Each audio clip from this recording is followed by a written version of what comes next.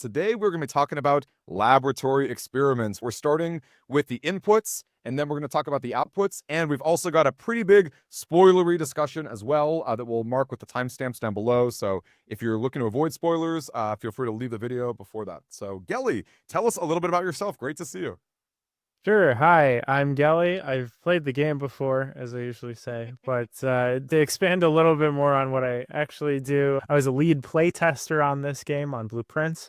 I've also done a little bit of work in terms of speedrunning. So, for example, I'm the Antichamber world record holder at the moment. I recently did a GDQ run where I was commentating for the B Quest bingo. You should check that out. And I've, in general, done a bunch of adventure puzzle game speedruns for the past decade or so.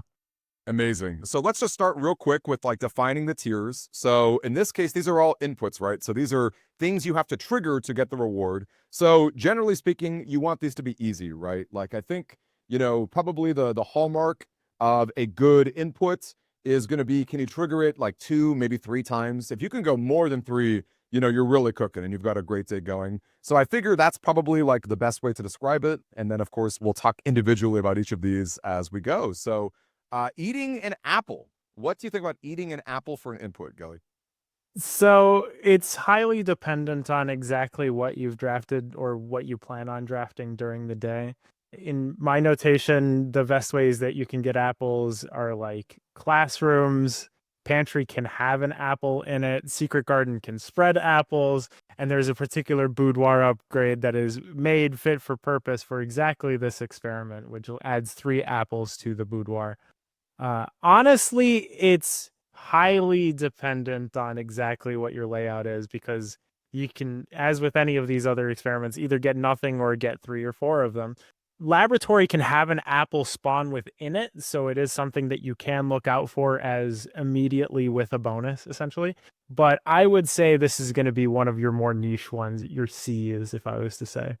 Well, I'll say this because I do totally agree. Like when you know that you're going to have a classroom day, like this is one of the best things you can see because, okay, all of your classrooms, 8, maybe 9 of them if you've added it with your drafting studio, that's like a ton of triggers, right? Like I was just talking how, if you can get 3 plus, like that's pretty good. You can do some really, really great stuff with a little bit of work with this experiment. The boudoir upgrade is really interesting. It's fun. I think we can all agree that dice is probably the best upgrade for that. I don't know that the occasional lab experiment getting 3 more triggers is worth giving up the dice, but it is an interesting consideration. And even in the blind, I think sometimes you get just like a really awkward spread of inputs, right? Like if you've got eat an apple, find trash while digging with no shovel, or I don't know, hallway from a hallway, at least eating an apple, you can maybe expect a pantry to sometimes have it. So I don't think it's nearly as bad. I think it's because it's got a pretty high ceiling, I think. Maybe it's not the most exciting just in general, but I think there's a lot of strong potential here. So I would push for B potentially. It's got a high ceiling, it's got a quite low and common floor. Sure. It really does depend. Like if you have a classroom day, when are you going to be drafting a laboratory? It's very unlikely that you're going to be hitting at number 1. Are you going to be hitting a classroom and then another classroom and leave the apples and hope to get a laboratory? Do you delay for apple eating? It sort of depends on what period of the game that you're in, especially too, because early on, getting as many steps as possible as early as you can is definitely something that you can probably you just eat the apple the moment that you see it. Is it worth, once you don't have worries about steps, leaving apples on tables and hoping to remember them for later? I don't know. I'm not super thrilled about it. I can see, again, like you said, going up to 3, 4, 5. Sure, it's possible, as with many of these other ones. But if you consider boudoir being the prep that puts it into B tier, I suppose I'll let you have that. But I would say B minus. Yeah, I think we can agree there. Maybe classroom is not the most exciting outer room, but it can go down. And then it's true, like some secret garden days, maybe you get a little more. It's certainly not your first pick, right? I think we can both agree there are absolutely better ones that are easier. And I think like the B versus C, it's just respecting the ceiling. That isn't that hard, right? It can definitely be done despite being maybe a little bit awkward. And believe me, we'll see worse than this, in my opinion. Drafting a shop, though, Gelly, what do you think about drafting a shop? I think this is one of the stronger ones. If you're going to be drafting the laboratory early, then you'll get hits like commissary and kitchen. That's your two if you're going to be looking for a hallmark like that. But also, there's some rarer shops, especially if you get towards the later end, that are still good. If you're past Room 46, minor spoilers, Mount Holly's gift shop is an incredible shop to be able to draft. Shows up more often than you expect. So that'll be your third one. I think this is a pretty decent one. As with any drafting one, it's dependent on how amenable your pool is towards it, how far along you've drafted with it. But I'd call it an A. Yeah, I think A is right because unlike drafting bedrooms where you need to do your third, fourth, and fifth, right? This is one where at least you're pretty like I think I don't know that I've ever had a day where I haven't seen a kitchen or a commissary, and both are pretty frequent as well. So just as you said, if you've already drafted one of them, maybe this goes down a bit for you, but in the blind, I think it's solid, right? Maybe it's not the easiest thing. You're not going to go absolutely buck wild with this, but aquarium counts. In fact, as you'll see, aquarium is one of the better, laboratory experiment combos just as they are. But I'm with you. I think very solid overall. You can reliably expect to see one or two, and I think that's pretty decent. Immediately, what are your thoughts about immediately? It's so hard to talk about this one. It's basically it's strangely better than it tends to be your best option in more choices than you'd expect, which is really unfortunate. Some of the triggers are just terrible. But does that make immediately good? No. It's such a hard line because again, you get the guaranteed one, which is not the 2 to 3 that we're aiming for, but it also never goes below 1. So what is there to say except you get to trigger it at least once? How often are you looking to make a trigger hit exactly once? Not too terribly often, but if it's the best of the worst, I think is the best way that I can term it. That's how I'm going to be couching the language. It's gotta be C, even though it is better than quite a few options. Yeah, that is definitely something I want to say, and I'm glad you agree. Immediately often is the best option, right? Like there are some times when you draft a late laboratory and there's just not a lot left to do in the day, or maybe the reward that you see, like a permanent allowance or star, is so relevant to you in the early game that you're just going to take it, right? Like you don't want to risk the chance of not seeing that. Like you would so much rather just get that immediate benefit. But it is, to be clear, even though we'll put immediately kind of low just because of that purpose, do keep in mind that context really does matter with this one. Some rewards are pretty decent. If you're later in the day, sometimes you just want to get a surefire trigger. The more you play the game, the more you'll realize how tough is it to get an archive floor plan? Do I have the gems on hand to spend pretty consistently? You start to gauge the power level of a lot of these other ones too. But I think C is probably pretty fine. You know what? I'm going to interject. I think we should put it up to a V because I just thought of the one experiment.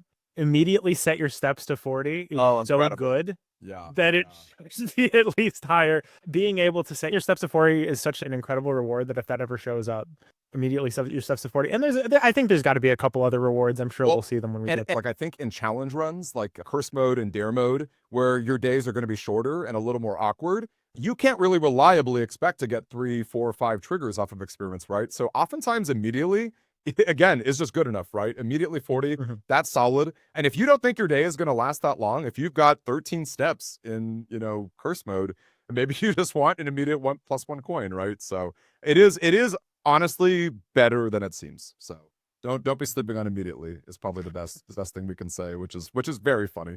All right, unlock or bypass the security door. I should note that this really is everything, right? If you've got the key card that works, if you've done your utility closet, flipping off the switch, then that works as well with security room as well. So as long as you can enter a security door, this will trigger. What do you think about that, Kelly? Yeah, I think this is going to be one of our S tiers, in my opinion. Being able to, especially coming from the fact that laboratory is one of the rooms that can spawn a security door, that can be your 1 of 1. What especially helps is the fact that laboratory, really you end up drafting it below rank 5-ish, right? And so security doors are usually going to be at that level or higher. So it's just about the right sort of level to make it work. If you draft it earlier, you can set up your security in order to make that work better. And again, the ceiling on this is 6 if you ignore closed exhibit, 8 if you include it, which is, that's moonshot sort of stuff. But I still think that 4 or 5 is a reasonable expectation considering getting key card or being able to get the utility closet plus security combo.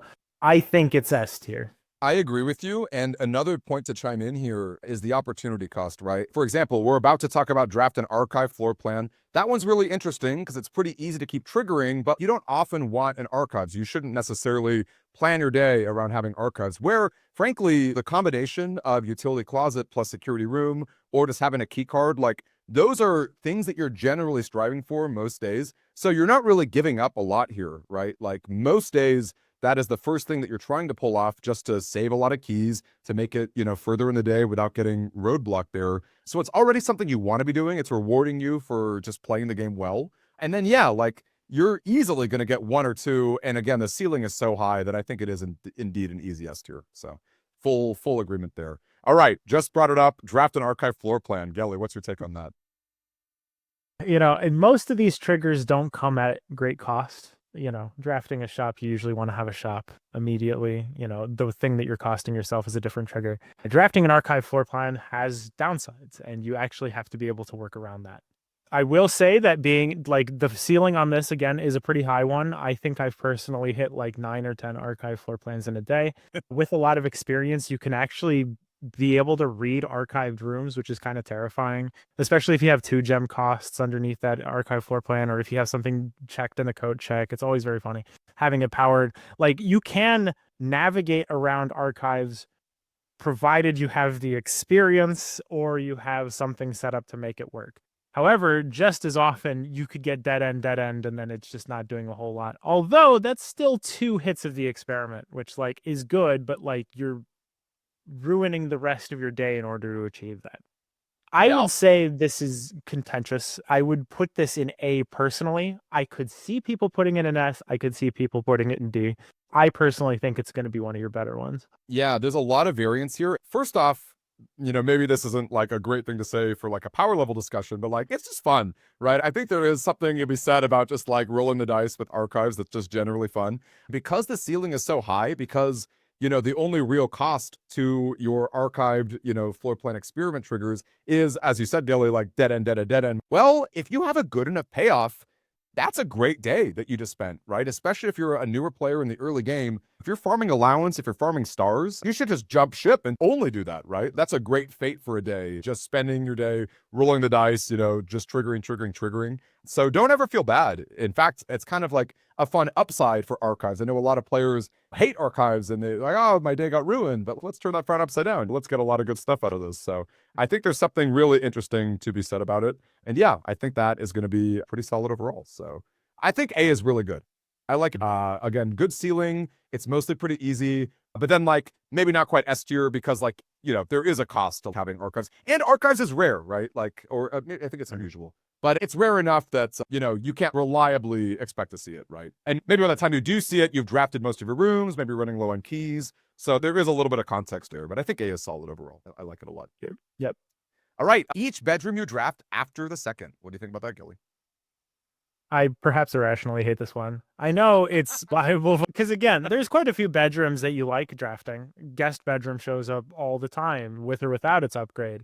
Regular bedroom is good. Boudoir is a desirable quality once you have the safe in there.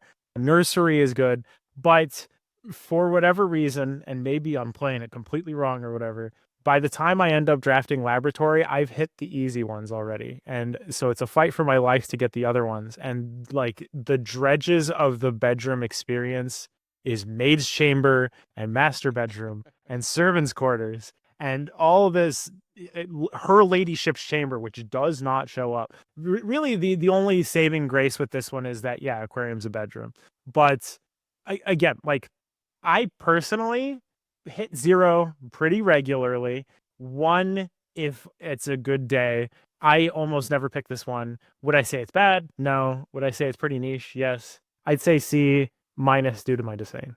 So I'll say this. I think one point in favor compared to like the shop one, for example, is that you can draft a few bedrooms before this experiment and it's still relevant, right? Like obviously the sweet spot is you've already drafted exactly 2 and then it's just like money from there. I think there's enough common bedrooms that you can reasonably expect 1 to 2 triggers. It's pretty unlikely to go way beyond that. I think 3, 4, 5 is like kind of pushing it, especially because most bedrooms are dead ends. I think it's not that bad. I think like given the choice between this and like, needing a shovel for trash or like needing a lot of gems for some of the other ones, I think it's a little better because there's not really a cost to bedrooms, right? Most of them don't cost gems, and it's not like you need an item, but you are giving up like dead ends, right? Like you are not necessarily drafting in the most ideal way either if you're just like spamming bedrooms. I'll cut you off. What were you going to say there? I would say drafting bedrooms does have a cost, and that is that you don't get as many doors out of it. Drafting shops too also doesn't have as many doors out of it, but pretty regularly commissary, kitchen, etc. do have doors out of them. Guest bedroom, nursery, servants' quarters, her ladyship's chamber, master bedroom, all dead ends, all dead ends. Again, the only three-way bedroom that exists in the game is the aquarium. So I think that the cost is that if you really try working towards it, you end up drafting yourself into a corner. So there is a cost. So yeah, for sure. It does seem like you're trying to argue it for B. It's okay. No, it's okay. I'm happy. I'm happy at top of C because I do agree with you. And I think the reason why I'm totally down to yield this is looking at the B tiers. I mean, I guess immediately this is not the case, but certainly the case with apples. There's a really high ceiling, right? That you can like be pretty happy with. This one is nice. It's almost like immediately in my eyes because it's not super hard to get 1 trigger or even 2. But like the ceiling is pretty low. And as you said, you are not really setting yourself up for success if you're just like focusing entirely on bedrooms. And then unlike archived, where you can have a whole day triggering stuff, that's not really the case with bedrooms, right? It's like just annoying enough that you're not really going to be able to get like a whole lot of stuff out of it. So I can totally live with the top of C. I think that's fine with me. All right, next up is drafting a hallway from a hallway. What do you think about that, Gilly? It depends. Realistically, to me, the only instances where you ever really want to pick this one up are if you have the experiment where it says when you draft a hallway from a hallway, add 3 aquariums to your pool. Or you have the courtyard upgrade to courtyard and you have the blessing of the gardener and you can weaponize that, right? So with a decent amount of setup, you can pop off 8, 9 triggers. Easy, right? That being said, that is a decent amount of setup to make this work. Drafting hallways from hallways is usually not something that tends to happen. Secret Passage makes that sort of regular, but in general, when you're drafting hallways to hallways, it's like, usually you're going to have West Wing Hall into drawing room into hallway, etc. There's usually a gap that exists between the two, and so it's difficult to be able to make that work. I think an awkward thing about this is that, laboratory is not so common that you're going to instantly see it as you're drafting. You're way more likely to see hallway, right? You're way more likely to see corridor or whatever. So by the time you draft this, you've probably drafted one or both of those, which is already kind of like taking hallways out of the pool. As you said, East Wing and West Wing, they're cool, but like they're really awkward in that, you can only draft them from certain ranks. Passageway would be solid, but like we don't always draft passageway in the early game. 2 gems is a lot. So you're kind of like bending over a little bit too much here. And you did outline some pretty cool worlds with some prep where you can make it happen. My word, courtyard plus the blessing to spam them is crazy. That's so many gems that you're spending here. This does get better if you have the hallway upgrade, right? The one that turns it into a Mara room. Because the magical Christmas land with this exact experiment, which is called, you've just flooded your deck entirely with hallways after 6 or 8 days of prep. And then you go to the shelter computer and you pull off your laboratory experiment to get this, and then you just get like a million allowance. But like, that's hard. I don't think that's B tier with prep. I think that's pretty niche. Definitely worse than bedroom, especially because like, I would say the floor on this is pretty much 0, right? Like, as you said, hallway to hallway is not that common on its own. You really have to work for it. You can get an insane payoff, which is interesting, but that I think a little too much work and definitely too niche. That's my take. Mm-hmm. Okay, next up is spending 2 or more gems while drafting. What do you think about that, Gilly? It's so to the best of my knowledge, most of the 2 gem rooms are really difficult to actually draft, right? Excluding passageway, which tends to show up a lot. You've got your music room, you've got your office, your ballroom, foyer, maybe veranda. These are rooms that just don't ever show up. So really what it is spend 3 gems while drafting, and that is incredibly taxing. Now, that's not to say that it doesn't happen, right? Like I mentioned before, passageway being a 2 gem is it's a good call. You can pick it up, and that's your one experiment, provided that you haven't already hit it yet. But being able to spend 3 gems on rooms regularly is not something that happens. I can only probably count on one hand how many times I would have been able to draft a cloister into an attic in early-ish to middle game. I will say once you get into the late game and like gems don't matter, then sure, sail away. This can be pretty decent, even though those rooms still don't show up even that regularly. But I think it's so incredibly taxing that like if early and mid game it's very bad. Later on, there's still better experiments you can pull off. Yeah. C, maybe D. I was thinking the same thing, C maybe D, because like as you said, there's never really a good spot for this in your playthrough. It's way too tough early game. It's like there's better options mid to late game, and then this just expects a lot out of you. It expects you to like hoard a whole bunch of gems, not be spending it on the very powerful 1 gem rooms. I would argue that the 1 gem rooms, just by and large, are more important for a successful day than like your 2 or 3 gem rooms, right? This would be more interesting if like cheating your cloister could trigger it. If you could like, terrace or secret passageway into it and cheat. But that didn't work either. Hovel a cloister, like if that works, that'd be awesome. Oh man, if you could hobble this, that would be insanely cool. It would be like that would bump it to C tier though. I think it's pretty bad. That's my take. I think it's pretty bad. And I just don't really see a world where you're squeezing a lot out of this. The ceiling is not that high unless it's really late game. And again, there's typically better stuff. So I think that's Right. I think that's all pretty fair. Okay, the next 3 times you open a chest. What do you think about that, Gilly? Interesting one. Again, the ceiling is marked out for you. You get 3 times at most. But chests do show up with some regularity. If you're playing in the early-ish game, you can get trunks to show up in the bedroom with regularity. The den, it loves to show up. If you have the observatory with certain constellations that give you the twins, then that's your 2 for 3. And again, opening a chest is not just using a key. You can use your sledgehammers, your power hammers, etc. in order to open those. So like, I would say 2 to 3 pretty regularly. If you want to get 2 to 3, then you would want to pick something like this. But if you're looking for more than that, then this is incredibly limiting, right? So I would personally put this in B, even though it doesn't fit the can work with prep sort of thing. Power level. It doesn't quite hit A is my concern, Yeah. No, I think I'm with you. While you can't always expect to see a chest, or maybe you've already opened up some ahead of time, I think there are enough ways to make it work. We discussed in our tier list on upgrade rooms how good having the hallway with a chest is. Opening chests is something you want to do when you see them, right? Like that's, chests typically have very good rewards. It's not always a bad idea to just use a key, on one and just hope to get a key rebate plus some extra stuff or profit keys. That's not terrible. Again, if you've got a good payoff here, that might swing the way you play just a little bit, which is kind of fun. I think B is fine. It's definitely a little better than the C tier rooms. There's enough rooms that can make it happen. All right, next up, we're finding trash while digging. What do you think about that, Kelly? This is another S tier. I know you did mention earlier that if you don't have a shovel, this one's kind of moot, but this is, especially since certain triggers that happened in the spoilerific section of the video don't work like they used to anymore. This is the best trigger for certain purposes. We'll discuss it later. But essentially, this is incredibly repeatable. If you can get a root cellar, you can get 15, 20 triggers in a day, provided that you can get the setup for it. So like in the very late game, this works great. And I think in the early game, it still works too.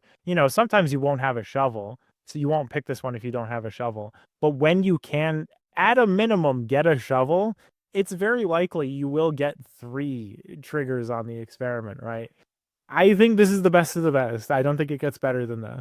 Well, and what's cool about the way that this lab experiment mechanic works in general is that you get 3 options, right? So you can see this really, really powerful find trash while digging option. And if you don't have the shovel, okay, then maybe you gamble for it or you pick something that's a little bit safer. When you have that shovel, you get to go buck wild. And another cool thing about this is that it basically makes every hole, I mean, I guess you could dig up rocks, which is funny enough becomes the first thing, right? But more or less, it makes every dig spot like hit for you. I know it can be frustrating when you have the shovel and you're digging and it's like, what the heck? Why I'm not getting turnips? I'm not getting keys. Like this stinks. So that's pretty cool. As you said, man, Root Cellar, that's not even really that magical Christmas land. Like Root Cellar is a really strong outer room, you know, like you often do want to go for it while you see it because you're just gonna be flooding your deck with resources. So yeah, I think I'm with you. I there's a part of me that wants to put A just for the shovel reasons, but again, like just don't pick it or even risk it, right? Like if you're like you're going to get a lot of mileage out of this if you can make it work and you have the power at your disposal to decide if this is the day for it. Yeah, and gosh, I mean, so many rooms have dig spots, green rooms, foundation. I mean, you know, it's pretty easy to get a lot of action there. Right. Okay, next up is drafting a red room. You also will lose 5 steps. So when you draft a bedroom and lose 5 steps, the trigger happens. What do you think about that, Kelly? This is probably the best of A tier. I wouldn't say it's quite S tier, but it is, again, one that you can get very, very good results out of. Again, like we've mentioned, Aquarium is going to make this one work. But also, you know, you may have difficulties extending the day if you're doing early-ish game, mid-game sort of runs. You're going to maybe have difficulty extending beyond because you're fighting against archives and you're fighting against weight room, etc. But even if you can pull a shelter once, that's good enough to get you to the point where 4 or 5 triggers on this experiment is not only reasonable, it will happen, right? So I would think it's on the same sort of tier as shop. The downside really comes down to the fact that like sometimes you just don't got it in you. If you've drafted the laboratory and you only have 7 steps, then yeah, you're not doing this, right? But if you're able to say, like you mentioned before, be able to black bridge into shelter and set it up, then you've got the perfect day off to the races to draft at least 3 times with no real downsides, sometimes with upsides with these red rooms.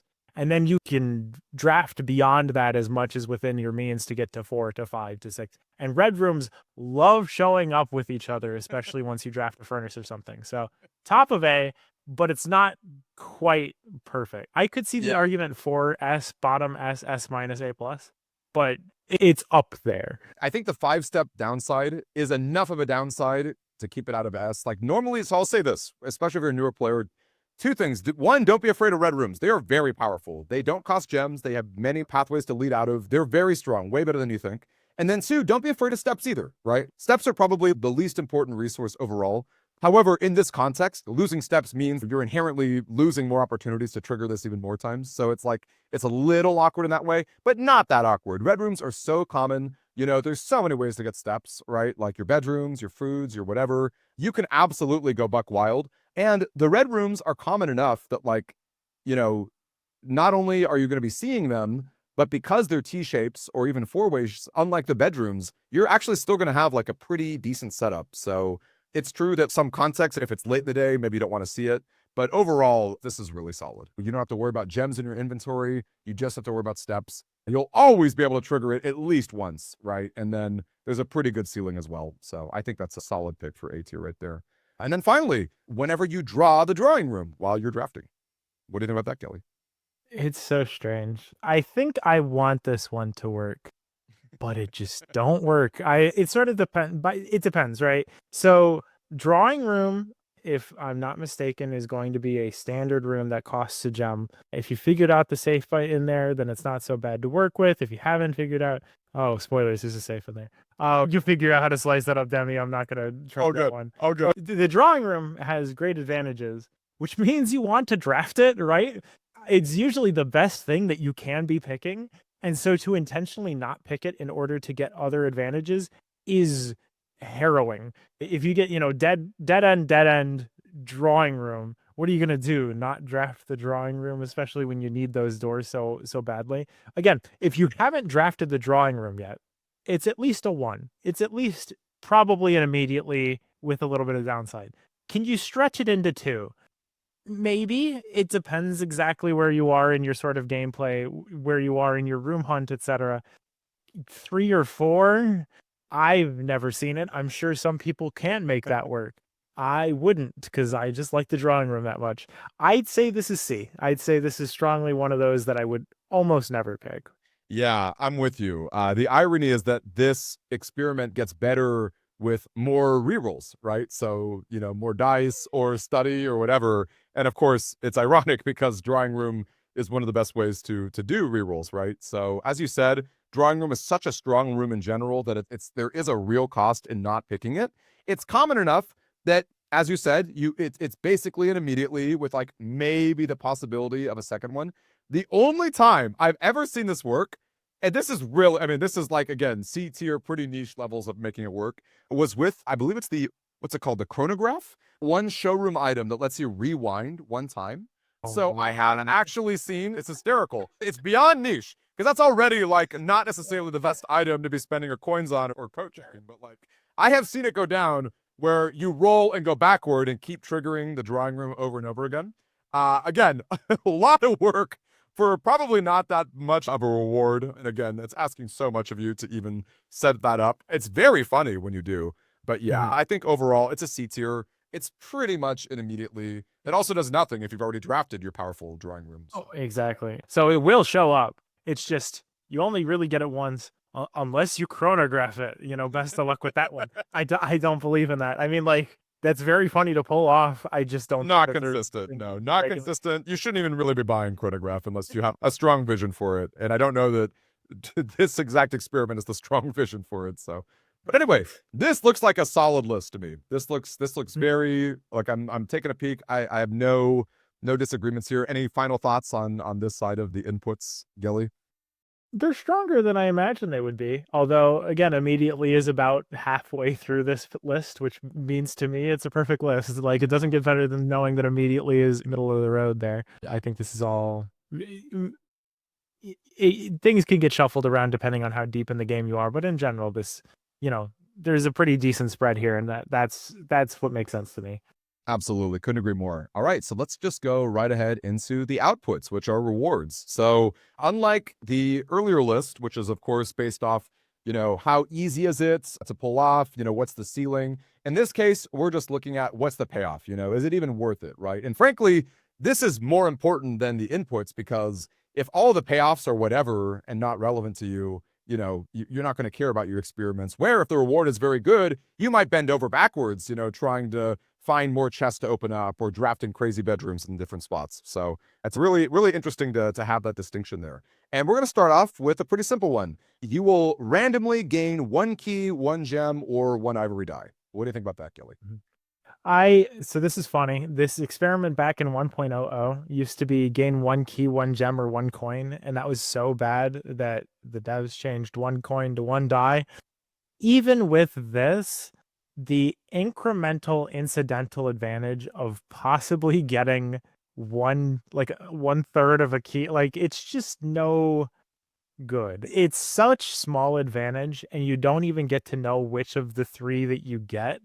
Like, if I'm looking for gems and I trigger the experiment and I get a key, oh, that's awesome, dude. Now I can't really defend on the experiment in a way that I want to do. And these experiments are something that you should be able to utilize in a sort of way. But like, you should be able to, if you've got a laboratory experiment that is good, you want to trigger it, and you should be able to use those triggers to further your needs to do something else. Or if the trigger is so good enough on its own, you should be happy with it. This is neither. Do I say this is bad? It's so hard to say comparing against the rest of these. I almost never pick this. I think in the blind, it's probably C because at the very least, you will get a resource that will probably have a use. It's awkward for sure, but at least there's something here. I'm with you. I'm very rarely picking this. I would not be excited by it, but I don't know that it's like, I don't know that it's D tier bad, at least in the blind. Maybe as we discuss more of these other rewards, we can go. But that's my take. Do you have any thoughts on that? We can start it off and see. Yeah, we'll be kind. We'll be kind. Yeah, we'll see.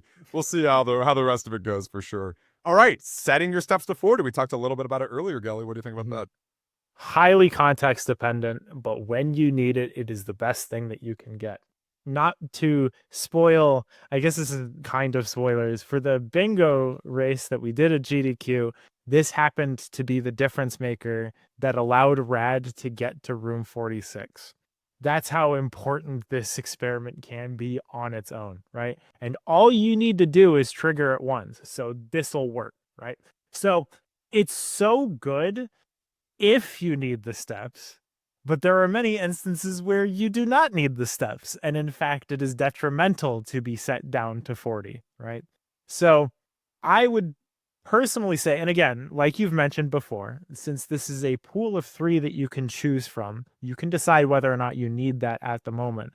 But when you need it, this is probably the best experiment. I would put it in S tier. Yeah, I'm with you. Again, just considering how powerful it is in those situations. I'm biased because I love challenge runs. I love doing all sorts of zany things. If you are on curse mode, I mean, this is it, right? Like this, it doesn't get better ever. You know, like this is it. That you can have a day of blueprints when you're on curse mode, right? Which is fantastic. You can't always say that. And again, even dare mode, there are definitely days where you have to play really awkwardly, and so steps have an elevated importance. And I know I'm always saying this is, I guess this is a little bit ironic because I'm always saying steps don't matter. Well, in this case, right, they would matter, right? Like it's you know, thank goodness that we can pick other options as well. But like this really is like a lot of sauce. And I love that you brought this up, Gelly. You only really need to trigger it once to have a great day, right? You know, it's not really one that's going to benefit ultra tremendously from like multiple triggers. It certainly can. But it's pretty nice that like if you're stuck with really awkward inputs, it's nice to know that like even that one thing that you kind of had to scrape a little bit for, you know, ended up being like decently impactful. So I really like it for that purpose as well. Next up, adding a small chest to the entrance hall. What do you think about that, Gilly? I like the idea of this one. For whatever reason, chests in the entrance hall tend to be more of a hassle than whatever they could be worth. If you start out the day super early and you're able to get experiments rolling, depending on the experiments, you can get 16 chests in the entrance hall in the best of cases, and that's always fun. I think just for the experience, that's always a cool thing to see. But really, like, it doesn't super combo with any of the other triggers, which is always the best thing that you can be doing, is that a trigger leads you to something else. The closest thing is the next 3 times you open it best to add a chest to the entrance hall. That's funny 3 times, and then it's like, well, I got 3 chests. I think that's good. It's not as good as I think it could be, and I don't know. It's sort of hard to determine exactly where it belongs. I would start by putting it in B, but I could be convinced in a variety of ways. I almost never end up picking this one because being able to go back for the resources kind of matters less. On the flip side of that, if you can make it work, it almost doesn't matter. I think of this as a payoff for steps, right? If you're having a great day with an early nursery and you're rolling in secret garden fruit or whatever, this is basically a way to convert that into resources. It still requires keys for the chests or a sledgehammer, so you still have to work a little bit hard, which is awkward, right? You have to spend the steps to go all the way back to the entrance hall, and then you have to like work a little bit for it. So for that reason, it is definitely awkward. I'm with you, Gelly. I don't always pick it. I can see a world where it is useful. I do think in the blind, I would rather have this than like gaining one random resource, even with the hoops you have to jump through. So I think B is pretty fair, and I'm with you that it could very well be C. It's probably, I doubt it's A. I think it's B at best. And I think if I had to be kind to it, I would give it the B bump for the meme potential of, as you said, so many just treasure chest inception in the entrance hall is quite funny and very photo worthy and definitely just a good memeable experience. So I think for that reason, I'll give it a slight bump there. I think that's probably a decent spot for it. Okay, next up, gaining +1 star. Any thoughts on that, Kelly? I love this one. It's one of the few ways that you can get stars that isn't day dependent. I think having extra stars is almost always something that you want to be accruing, more or less, whether you're in the early game and trying to figure out all the different constellations or trying to navigate, oh, I have X amount of stars. I incidentally got 5 gems out of that. Or if you're in the later game and you have Inkwell, it's incredibly good. It's not super useful for the 100-star constellation, but hey, c'est la vie. But I'll say as much that like if you can get 2 or 3 stars out of this, it's a very well spent experiment. It's not S tier because it's not something that I'm always going to pick, but I think it's A tier for sure. Oh, man, see, here's what I think. I think that like any day or that you can spend in blueprints, doing something permanent is rare enough and interesting enough that like for me, this is one of my favorite experiments, if not my number one, only because like As you said, stars are not the easiest thing to accrue. They're just always relevant, right? Like there are days where you're done with money and you're kind of tired and you're not like super excited with allowance, although I am excited with allowance. I just feel like stars are just like they're basically like a reroll at worst. And then like they just like get exponentially better because the deeper you get, the more value you're gonna see. And it just keeps piling up over and over again. So I would fight for S personally. I think that it's very good. I love that it is permanent. And I also think that this is such a worthwhile output, like such a worthwhile reward, that it is worth seeing this lab experiment, getting something that's within your reach, and spending your entire day just spamming the triggers just because like it's fun and it's helpful and like it will always be relevant. So I like S a lot. I'd love to know what you think about that. I'll let you have this. Demi. You deserve it. You can have it. What can I say? I'm a gold star student. I love my stars. I'm a big fan. I think my hang up with it is that like in certain contexts, getting stars is just never worth it. Or not never, but like it's just not something that you're super mega interested in. Well, if you're day one for sure, day one, like you're never touching it. Like one of the last. If you're doing day one runs, it's not going to be super good. If you're doing curse mode, actually having stars is quite good. Same with dare mode, having those sorts of challenge runs can be good, but especially in the later game, if you're at hundreds of stars, it's not gonna help you whether or not you get an additional star. I mean, it might incidentally cross the line into some more interesting constellations, but it's really hard to keep track of that. So if you're in the super late game, this is not an experiment you super care about, but I don't know who's there in the super late game to me. So I think S tier is fair. And again, just to say it one more time, there's so little that's truly permanent in blueprints that I kind of jump in my seat every time I can do something like that. And I think even for newer players, it's a really satisfying feeling to know that like, hey, I'm still figuring things out, but I know I did something worthwhile today. And isn't that great? Give me a gold star too. So that's what I really like the plus stars quite a bit. That's just me. Sure. All right, next up. Yeah. You get 1 key for every 2 hallways that you have. What do you think about that, Kelly? This is a pretty strong one. Well, it depends, right? The floor of this is you get nothing after pulling off an experiment. But that doesn't really happen too regularly. You're usually going to end up having 2 to 4 hallways. So this is 1 to 2 keys. But again, like you said, the gold standard is sort of 2 to 3 pulling off the experiment, right? So 4 keys, 6 keys, that crosses the boundary from like putting you at rank 7 at best to getting you to the antechamber. That's a hefty amount of keys. It's pretty good. There are instances where, it craps out on you and it just doesn't work. Those instances are few and far between, but they do feel really bad. But I think generally this is going to be, not a best reward, but it's going to be better than your, 1/3 of a chance of getting a key, better than getting a small chest. I think it's A tier. I think this is A tier.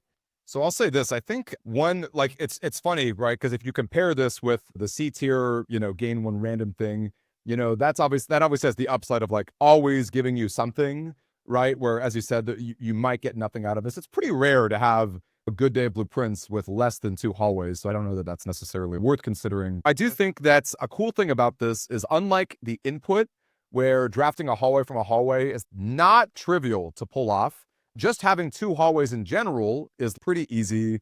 And then, of course, like keys, if you think of keys as a valuable resource in terms of it being 10 coins in the commissary, that's going to help you a lot, right? Hallways, it's cool because hallways are going to give you more paths. You don't always have the resources to make those paths really matter. This gives you the keys to happen. So it's a really cool like hallway build around, right? Like it makes, like hallways are already pretty decent, and it's cool that like you can really squeeze a lot of mileage out of it. If you get that foyer, then you can use those keys you get off of the non-hallways and really open up all the things that you want. So it is very cool. And yeah, I think A is fine. I was thinking maybe B because you have to work a little bit, but honestly, like, 2 hallways, that's just a given. 4 hallways isn't really that hard either, right? Secret passageway, East wing, West wing, corridor. These are all aquarium. Oh, God, we love aquarium. Yeah, actually, yeah. No, I think you're right. And keys are cool because again, like, who doesn't love just like having a bunch of keys, and you can actually build around it in a meaningful way, unlike the C tier one that's just like a little bit too random. So yeah, I think it's solid. I think I'm with you there. All right, next up, spreading dirt on the driveway. What do you think about that, Kelly? I think this one's dumb. Okay, I could do better than that. So there are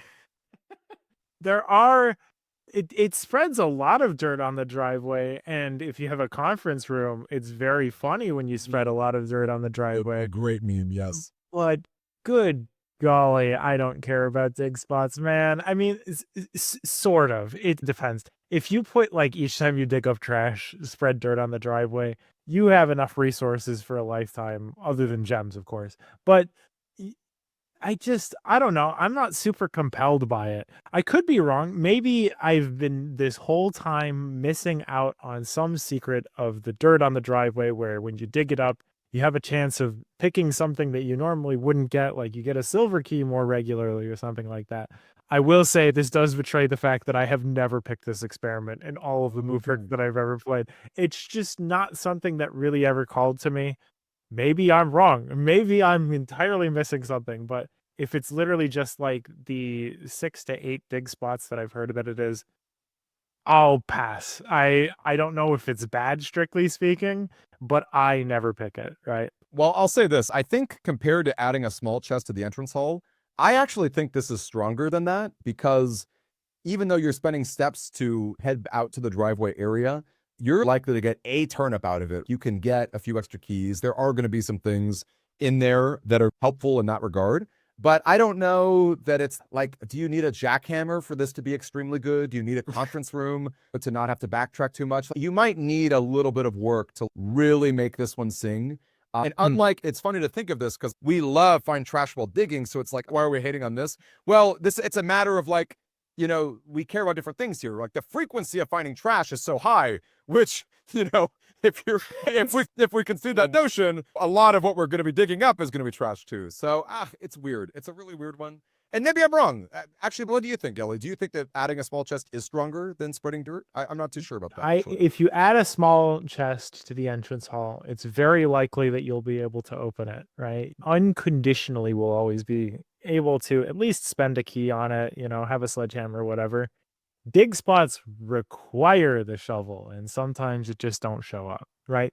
Are you going to end up picking this one and gambling out of the shovel? I don't think the power level of this one merits gambling, getting a shovel in order to make the payoff work out in comparison. And again, I actually don't know how many dig spots. It just says spread dirt. I don't know how many dig spots are coming out of this. And you know, if it's like the 8 that I think I've heard about, I don't think it's 8. It might just be the fact that folks have. Yeah, it's probably like 4. I actually don't know.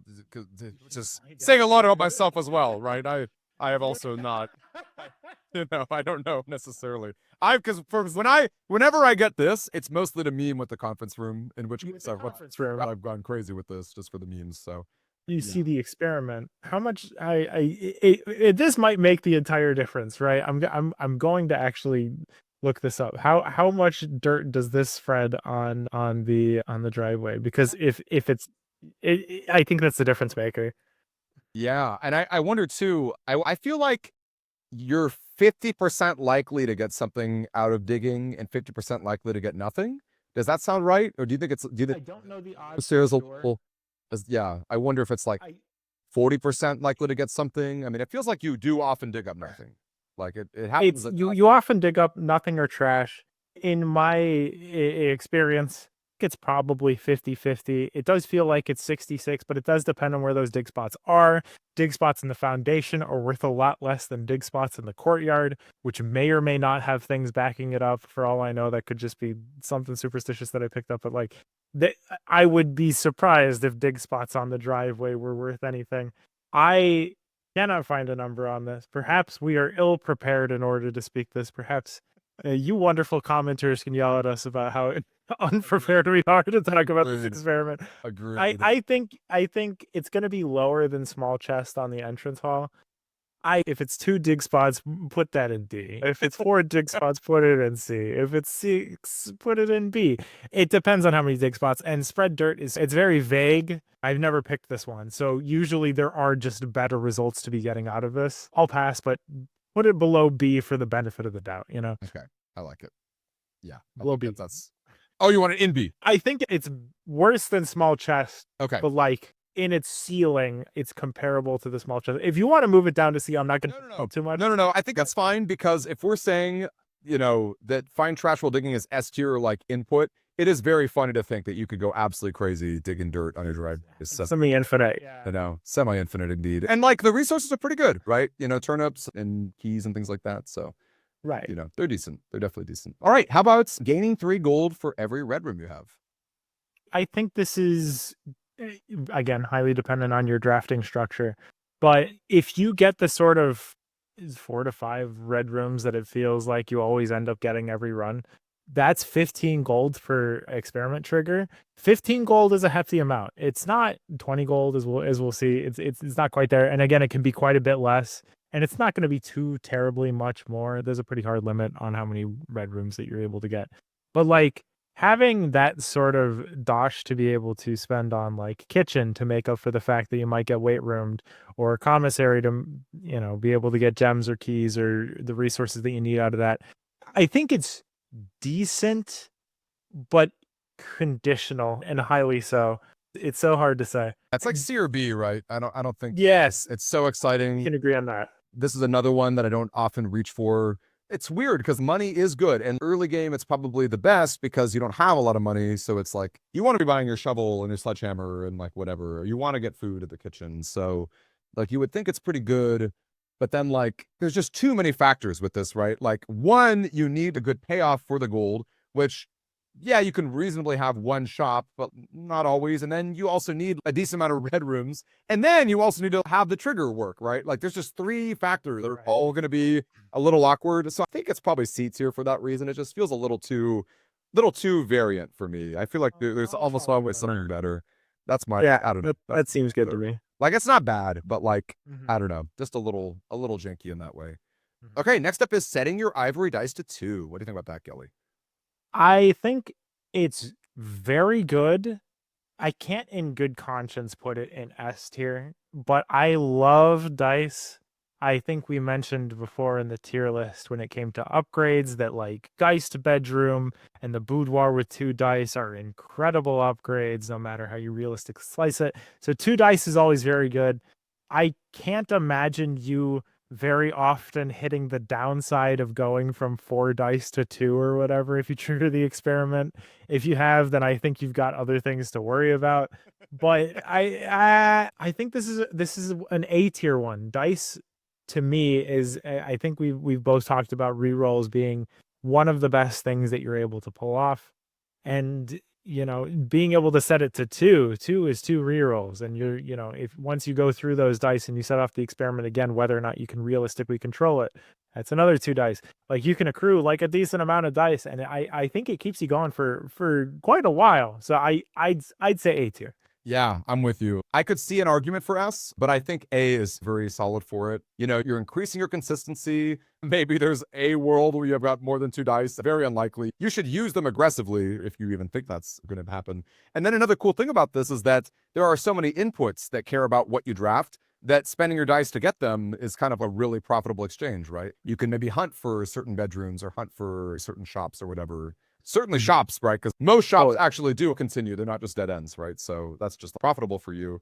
And then re-rolling dice is not the most common thing in blueprints, and it's one of the strongest things you can do. So I'm with you completely. That's very, very good. And it never stops being good. You know, it's always early game, middle game, late game. You're always down for some dice. That's just nice to boost consistency. Okay, next up, we are adding 3 aquariums to today's draft. And Gelly, I do believe you mentioned in the past that these are temporary aquariums that get added are at a very boosted rate. So you're pretty likely to see them. Correct. Yeah, so if you look up the technical details as far as I've heard, aquarium I believe is usually at an unusual rarity, but if this experiment is added, then the aquarium is set to commonplace rarity dynamically. So like within the guts of the code, it basically bumps it up from being your unusuals up to your commons. And so it shows up all the time. And aquarium is an awesome room. I think we can both agree that I think you put it in S tier in your ranking, if I remember correctly. Am I just the room aquarium itself? The room aquarium itself? Yeah. So I got talked down to A, and I regret it. I love aquarium. I would fight for S personally, but like I could see it being an A tier room. I'm actually curious your take on that. Yeah, I love the aquarium, but the issue is that it costs the gem.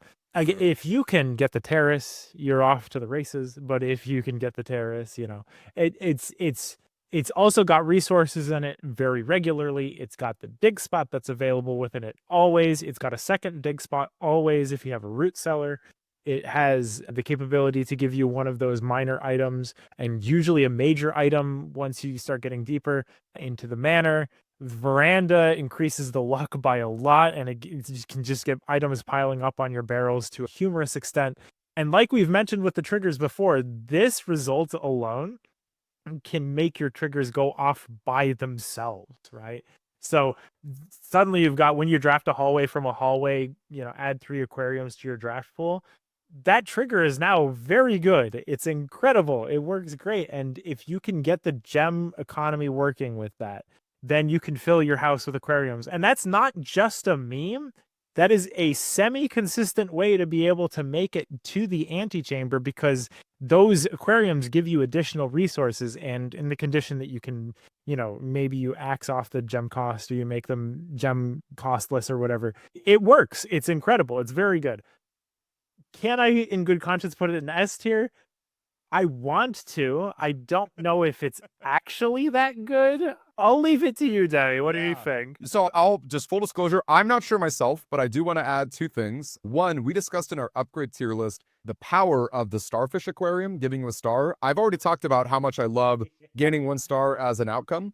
So if you're wondering, like, okay, you're getting these 3 aquariums, and yeah, maybe I'm getting resources, like whatever's upgraded, you're getting that as well, right? Now, granted, spamming the power conduct or the electric eel one, maybe not nearly as good. I guess gold, maybe you could with the goldfish. We didn't really like that one as much in our tier list, but yeah, you're spamming stars, which is awesome.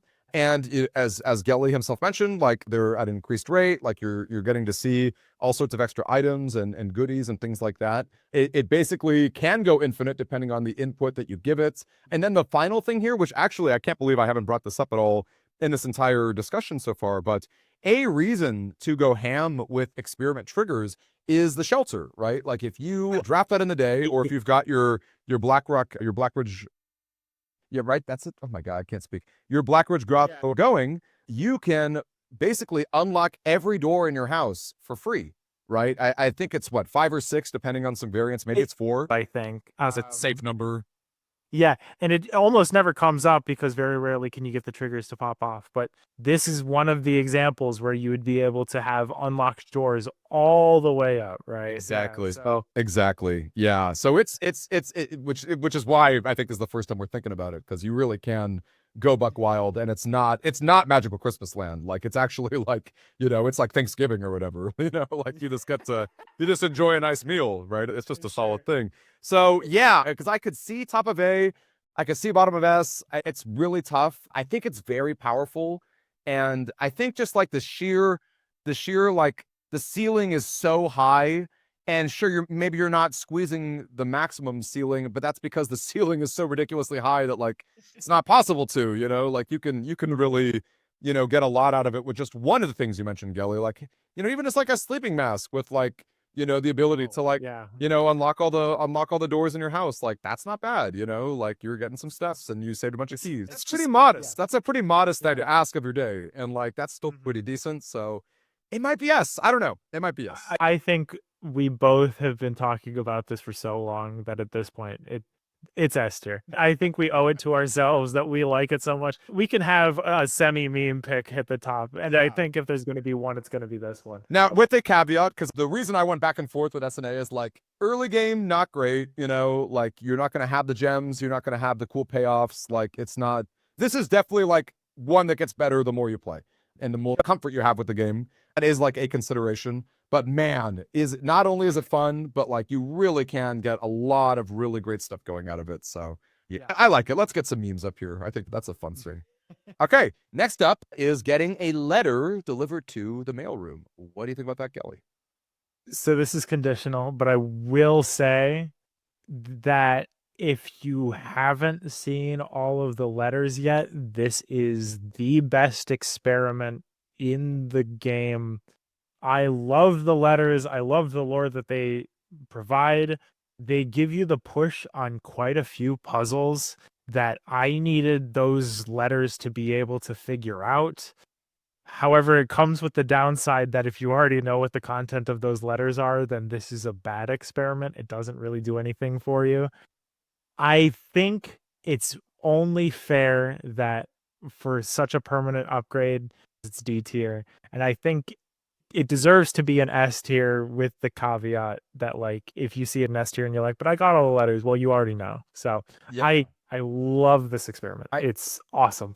I do too. Yeah. And I'm with you. I could see a world where you knock it to A for that reason as well. But like, this is really because I think a lot of new players, when they're like kind of, they're enjoying the game, but they're struggling a little bit, and they need like just a little nudge, just a little hint. These letters are such a great way to do it. I love that it's presented by the game in lore, just the style of the letters of dropping these little hints and these little like kind of spoilers, kind of not, is just hysterical and really, really amusing in itself. And then, frankly, I did actually learn a lot from these letters. Sometimes you read a letter and you're like, I already knew that, whatever. But then you read the next letter and you're like, oh, what? Like, that's crazy. They're solid. They're really good. You probably do give it the S nod for that very reason. Yeah. I think if you're looking at it and you think, well, it's not S tier, I don't need to know this anymore. Well, you know the context, right? And that meant that you worked for it. You got all the letters, and now you'll never have to worry ever again, right? This was a permanent but depletable, right? You depleted the resource, but the knowledge you gained was so fantastic, right? Correct. Yeah. And it's just fun to read these letters. And so, Yeah. All right, next up, permanently add 1 gold to your allowance. What do you think about that, Gilly? I love this one. I think this is another one of those ones where I think it's on the same tier as +1 star, where it's one of the few times that you can get a permanent upgrade in this game. Unlike stars, there is a point where adding allowance stops being super useful, but it compensates for the fact that in the early game, this is really one of the few ways that you actually end up getting allowance. I think laboratory is possibly the first time that I ever got allowance. I think it's always worth it until you get to the point where allowance stops mattering, at which point then it's not very good. And that's probably because you went crazy with this experiment. Yeah, right. I don't think picking up every allowance token of the game is going to get you even close to the feeling of like, I have too much money. You have to work really hard for you to stop caring about the 1 gold allowance, unlike the letters where it's much quicker to deplete it. Yeah, and I know I mentioned this earlier too, just how it feels good to have done something permanent, right? Like, it feels good to know that I am setting up the rest of my days in ways that I probably can't even calculate. Maybe that 1 extra allowance was the breaker between, a shovel and a sledgehammer on a certain day. And it just keeps adding and growing and making it great. It's another one of those triggered outcomes where if I see it and I have a spammable input, I'm going to go crazy. I'm going to divert all of my attention to just going absolutely buck wild with this experiment. And I'm with you. I'm a little concerned how many S's we've got up top, but like that just goes to... Sure, yeah. Well, just to chime in, like, it goes to show how great laboratory experiments are, right? Like, you're excited by the lab because the rewards you're getting are not usually garbage, right? Like, there is something spicy or interesting that's going to like swing your day in a cool way. And even like these ones, even the B's and C's, maybe they're not as exciting, but like, you are getting something out of this. And I think you're right. I don't think that that's necessarily a bad thing. I think, again, it speaks to the power of lab and it speaks to the excitement of going crazy with these. So yeah. Any last thoughts on allowance? No, I mean that you spoke it into existence exactly how I saw it, where it deserves to be an S tier, and the fact that we have so much S tier is just a testament to how good laboratory experiments are. Yeah. Love it. Finally, you lose 10 steps, but you gain 20 gold. What do you think about that?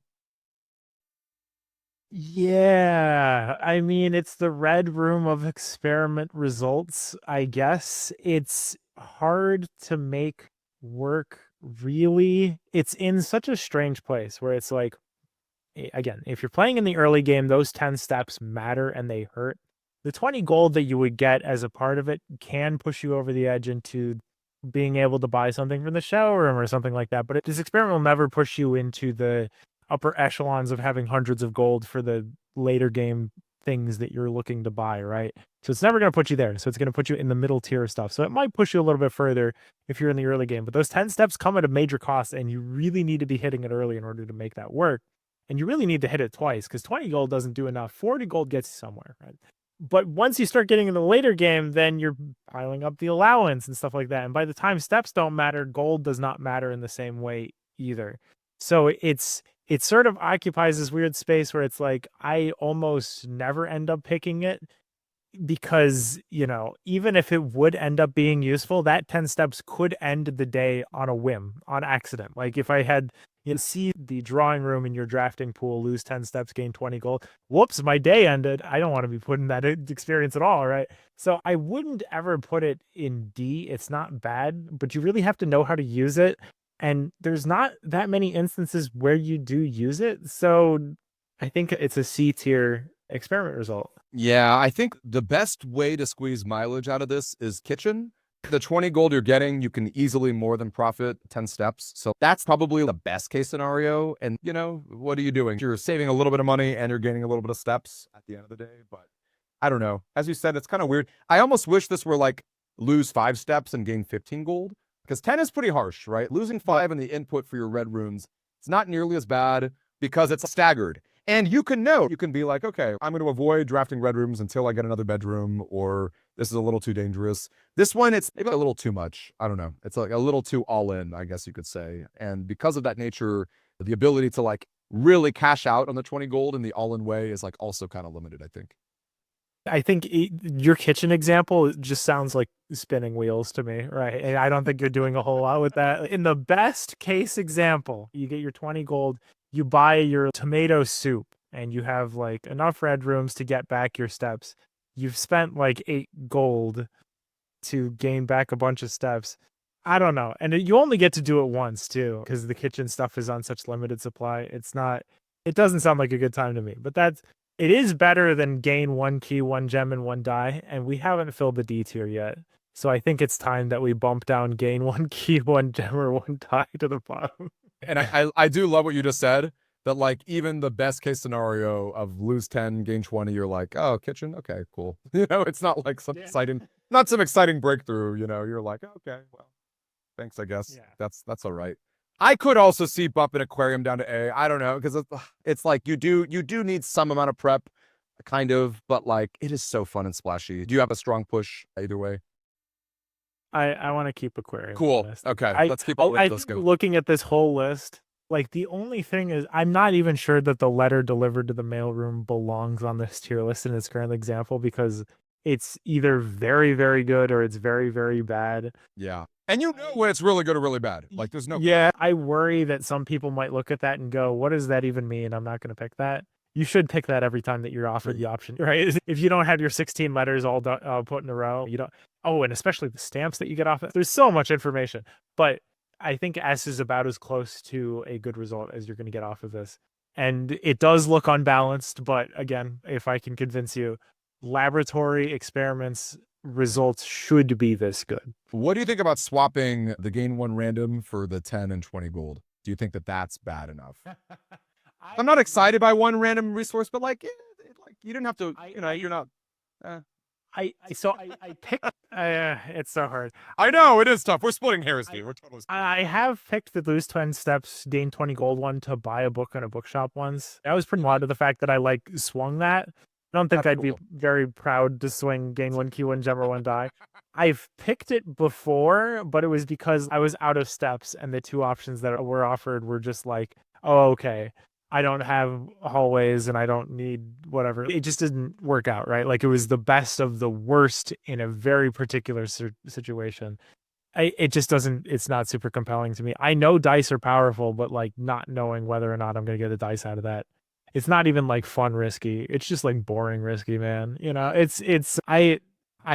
not compelled by it at all. It's not for me, I think that's fine.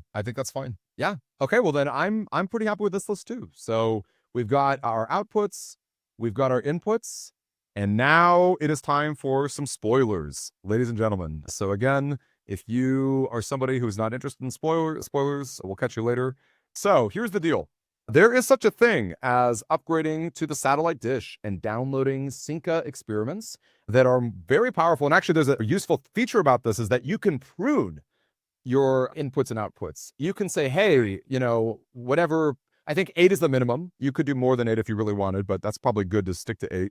You can choose what do you like to draft in terms of your inputs and what do you like for your outputs, which is exceedingly powerful, right? You can cut the chaff if like, for whatever reason, you need to put it back in, but having that flexibility is very powerful, which is quite cool. Let's talk about these upgrade experiments that we hope are more powerful than the baseline, though not always the case. Right. Every time you draft a room with a fireplace, what do you think about that, Gilly? Yeah, so I've got the list here. The fireplace rooms are in order: armory, a den, dining room, provided you don't draft it on the edge, drawing room, furnace, parlor, trophy room. So you need to be able to draft these after you have the effect. Quite a few of these you are just right out, right? Like you don't want to be drafting furnace. You'd like to see trophy room, but trophy room doesn't show up as much as you'd like to see it. Armory is dependent on having a chest power up. I love armory, but it overstays at welcome at some point. So you're really depending on den, dining room that is not drafted on an edge, drawing room, and parlor. So you got your 4, right? And if you have the experiment super early, then it's 1, 2, 3, 4. These are all rooms that you want to be drafting. You're all very happy to be having these. 3/4 if you can get it early, and especially if you've done sync experiments, you have Black Bridge. Okay, 3 to 4 experiment hits if you start the day with this. So in that case, I'd say it's an A, right? Like that's better than the 2 to 3 that you'd expect. I think it's better than the shop one, but it's probably less than the red room. I'm not sure. I'm super interested in cutting hairs, but Yeah. it's not S tier. It's definitely A tier. Yeah. I think we'll probably just toss these on the right. Yeah, I probably not, as you said, probably not worth splitting too many hairs here. But I think fireplaces, they're common enough, which is cool. It's a little awkward that sometimes you might draft a few of these nice ones before you get your lab experiment going. But, the more you play the game, and we can definitely just talk spoilers since this is for sure the spoiler area, like, your Blackwood's Grotto, right? You're going to have more opportunities to get early labs. So, the later in the game you get, the more power you have in terms of starting these experiments. So anyway, all that to say, I think it's solid. And I think you're right. I think A tier is pretty good. All right, next one is each room you draft within 40 seconds. What do you think about that? I hate the idea. I'm pretty sure you can max out on this probably at 5 if you're super careful about it. You have to set it up. And laboratory, well, so here's the thing, right? You can't do the get a shelter, set it up, right? Because then you aren't able to draft from the entrance hall. You might make it to the entrance hall and be able to draft those 3, but that's no good, right? But if you get your laboratory, it's probably going to be like on the edge or in a corner somewhere. And so now you have to be able to think on your feet, and 40 seconds is really not a lot of time. I want to make this work. I think everyone should try this at least once to know, is this something that you can rely on reliably in order to get your 5 triggers? No, absolutely not. Never. You're going to ruin days doing this, and it's probably just not even worth it if you can get those 5 with some amount of regularity. It's fun, but I think B, C, probably B, because I think with preparation, if you can put the laboratory in a nice place and you end up getting it, sure, but it feels almost like too much work. But again, the ceiling is 5, and like the floor is probably 1, so like it's got to be B-ish. Right. Yeah. So I think you could even get 2 pretty reasonably. I don't think, if you took it a little bit slower, I don't think you would necessarily need to go super crazy. And again, I know you kind of touched upon it, but like, it's just so fun. I think like this is definitely one where like, yes, you can sabotage your day, but if the output is so good, like, screw it, whatever, let's just draft some crazy stuff. I think like the better you get at the game, to be able to make the split-second decisions, like, you can squeeze even more mileage out of this. I think it's really, really enjoyable. You can definitely get there with here. I would actually even push for A personally, but with the big caveat that, like, you are risking a lot here, and you need to know that you're risking a lot. If you've crunched the numbers and it makes sense for you to just go crazy and lower the reservoir a bunch or remove a bunch of crates, I think it's cool. I think it's pretty cool. Putting it up to A, it feels soccer. You look at like, we're looking at, drafting red rooms, drafting shops, archives, things of that nature. Those are all pretty easy, but like, they're not like, we put them in A tier because it's like pretty consistent, but like, you're not necessarily guaranteed to get like a bunch of triggers. With this experiment, you are more or less guaranteed. I mean, I guess you could get really unlucky with like triple, dead ends or something, which is a thing, not super likely, but it could happen. But in this case, like, I just think it existing to give you a really, really strong permanent payoff Because you're never going to pick this for like something temporary, right? Like you're not doing this for aquariums. You're not doing this for keys with hallways. You're going to be using this on something permanent like stars, like allowance, like any of those other ones I mentioned earlier. And I think for that exact purpose, like it existing as one of your three options is pretty interesting. And you can absolutely get 4 to 5 triggers, provided that you just don't dead end. I think it's better than you think. Mm-hmm. Because you're not actually like doing any work, right? Like maybe you get unlucky with having a low gem count and you can't draft some of the gem rooms, but like, you can go for it and it's really fun. I would push pretty hard for A, but I don't know if I've sold you. All right, we could put it in A. I would not be surprised if it ends up getting shifted down though, for no other reason than I think a lot of these are going to be very powerful, and I would not be surprised if safer. That's a very good point. There may be safer options that can also get you, 4 to 5 pretty easily. So yeah, it depends. But yeah, these already, the fact that these are kind of blowing the previous ones out of the water is a pretty good sign that the sync to upgrade's good. It's good stuff. Super good. And yeah, totally willing to concede there as well. So let's move on. The first time you enter each room on rank 9. So that's up to 5 times because you could get all 5 of the rooms on rank 9. What do you think about that, Gilly? If you're doing Synca, you've already sort of gotten to the point where you could regularly get to the antechamber. Being able to get all the top ones might be a bit of a shot, but I think being able to consistently get 3 or 4 is pretty good.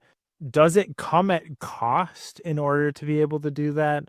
I think if you're getting to rank 9 regularly, you're enjoying the benefits of doing rank 9. So I think that's not that big of a downside. I think it's something that you can get incidentally. But again, the ceiling's 5. You're probably going to get 3 to 4. If you're really having a bad time with it, you get none of them. I think it's another one of these A tier ones. It fits exactly in that same sort of scheme where it's like the rest of them, Yeah, this is an interesting one where it gets even better the more antechamber levers you can pull, because that's a really easy way to continue building on rank 9 without extra nonsense. The ceiling here is 5, which is a great number. And as you said earlier yourself, Gelly, if you've reached Synca, you've got a pretty good understanding of the game. You can leverage your resources. It is not hard to pull this off. Mm-hmm. And I think the floor is 0 technically, but realistically the floor is 1 or 2. You're in a pretty good spot to be able to get a lot of these. I think we have to assume that you're late gaming at this point. So these can exist in that context alone. Totally. All right, next up is drafting an upgraded floor plan.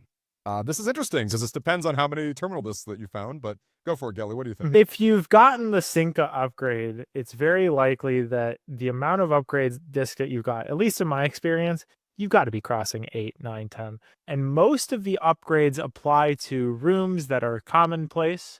So you're often going to be hitting, you've got reading nook, you've got upgraded boudoir, you've got diced bedroom / quest bedroom / guest bedroom, it's a lot of rooms that show up, and really your mana starts to transform at this point.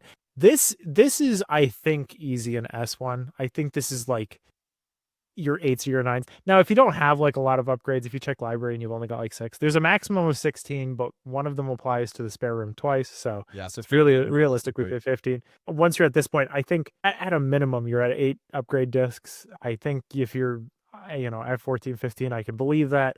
And a lot of these rooms, again, show up all the time. So if you start a day doing this and then you go, that's, the ceiling is 15 and you're going to be getting up there or close-ish because a lot of the rooms that you upgrade are ones that you want to pick. Now there's ones mail room where you don't end up picking them or whatever. But for the most part, you want to be drafting the rooms that you're upgrading because the upgrades are good and the rooms were already good to begin with. I think this is S tier. I think it's not as good as the find the trash while drafting one, but it's definitely better than the security door one. So that's where I put it. What's cool about this is that even if you don't have all of the discs, I think even having 6 to 7 upgrade discs is a pretty reasonable ask of someone who's got Synca, and maybe even more 8 to 9, right? You're going to have a decent pool of stuff to work with. So your ceiling is really high. It's higher just by default than first time you enter each room on rank 9. And then upgraded rooms are inherently powerful, right? They're inherently rooms that you want to be drafting. So you're not really screwing yourself over, unlike, drafting within 40 seconds or, drafting a bunch of bedrooms, right? You're drafting your powerful stuff that you've invested in and you're getting a bit of an extra value out of it. I'm with you. I think S is very solid.